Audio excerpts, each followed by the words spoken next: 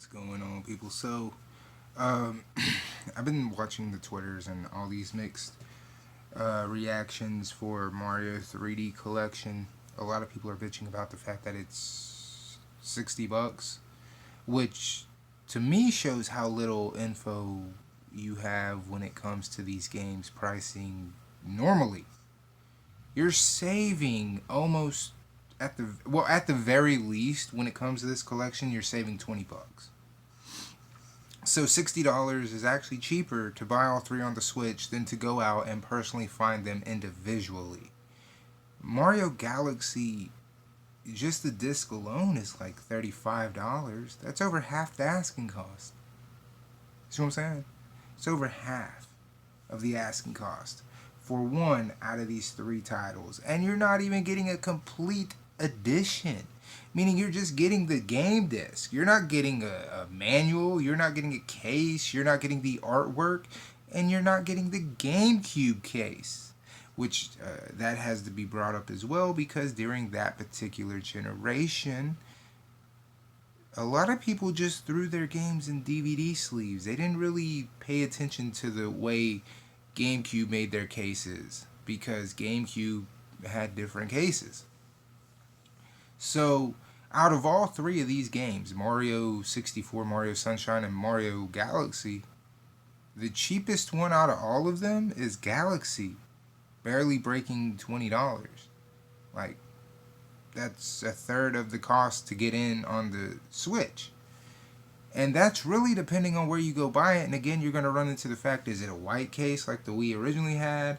Is it a black one that's a basic DVD case? Does it have the artwork and does it have the manual? These are all things that play into factoring in to buying these games individually. And something that I will argue anybody about. We just had this conversation, me and a buddy of mine, over at our local GameStop. I was like, how much would it cost to buy Mario 64, Mario Sunshine, and Mario Galaxy right now? And the grand total to buy each one of those separate, not guaranteeing a case, not guaranteeing the artwork, not guaranteeing the instruction manual, meaning just the cartridges and CDs alone, was going to run me about $75 before tax. Yeah, for all three. Again, Galaxy is the cheapest out of all of them, barely breaking $20 as long as you don't care for all the other shit. Mario 64 goes for around 25 to 30. Mario Sunshine is around 35 to 40. So if you're really complaining about the price, do you really understand the pricing of that market? Do you really get it? Cuz I feel like anybody with like any common sense here could just Google this and find it out. You could go on the eBays, you could go on the Amazons, and see that this is actually a really good deal. Hell, even use GameStop. I don't give a fuck because a lot of people are like, oh, well, I saved so much money. You sacrificed a lot. You didn't get no artwork. You didn't get no book. You didn't get the box, let alone the right box to the correct system in which these games go in. You see what I'm saying? The N64 box is like gold. If you find the Mario Kart completely boxed with no damage or anything, you're gonna spend probably $150 to $200, and that's me being generous. See what I'm saying?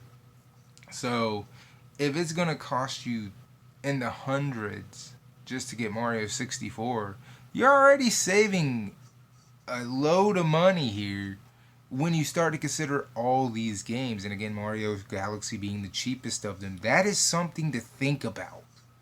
Sunshine case alone on eBay is $35 with no game. Think about that. Case, no game. There's zero game in this on eBay. $35. Over half the cost of the fucking game on the Switch. And that is a case to one of the three. So $60 is too much. Is it really though? Is it really though? Seriously? I don't think so. And people want to argue about Crash Bandicoot and Spyro Collection. These were games made by Bob with toys, not Activision. These are Activision games, but Activision had very little input on them, which is why they were so cheap. See what I'm saying? And for people arguing the Master Chief Collection, please take note that this was a 4-game collection when it first came out. And due to the fact 343 did such a horrible fucking job porting all 4 games, they started including things like Halo Reach, Halo 3 ODST. Those games were included later on. So it really came out with 4 games and was broken to shit and back when it came out. And also, people who argue the price of Mario Galaxy 3D, let's not forget Sony and Capcom have done this very exact same fucking move, only when Sony did it, they actually removed features. If you recall, Uncharted, the Nathan Drake collection, is 3 games. 1, 2, and 3. It came out before Uncharted 4. When it launched, it was $60. Without the online play of the games. Removed online features of that game. Now, they might have put it back in there since the game came out, but when it first came out, the online features from the second and third game were not available. No one bitched about it. Nobody had here or there to say about it. I did, because I was like, why am I paying you full retail for 3 games that's not even complete? See what I'm saying? And as for Capcom, I don't even have to say anything. You know Resident Evil. If you paid $60 for the Resident Evil 3-pack collection and Mario pisses you off, slap yourself. Because you're fucking stupid. At least Nintendo had the decency to go back to the N64, go back to the GameCube, and go back to the Nintendo Wii. Capcom released Resident Evil 4, 5, and 6 as a 3-pack. And 5 and 6 are only 1 generation old. 4 is a cockroach of the video game world. I know people say that's Skyrim, but let's do the comparison. Resident Evil 4 was on the GameCube, the PS2, the PS3, the PS4, the Xbox 360, the Xbox One, along with the Wii and the Wii U. Now let's do Skyrim. PS3, PS4, PC, Xbox One, Xbox 360, and now the Switch. You're missing a few systems there for me to say that Skyrim is the cockroach of gaming. It's not on as many as the Resident Evil 4 game. Sorry, it's just the way it is. But I digress. My point being, when you talk about the pricing of these games, please take consideration into how much you're going to pay if you buy these games individually on their respective consoles and not digitally through the Wii U eShop. Because even Earthbound is $200 for just the cartridge and is like $7 on the eShop. So what are you really arguing here? See what I'm saying? You're getting a physical copy at $60, and you can't buy the physicals of these games on their respective consoles if you already have them for less than half.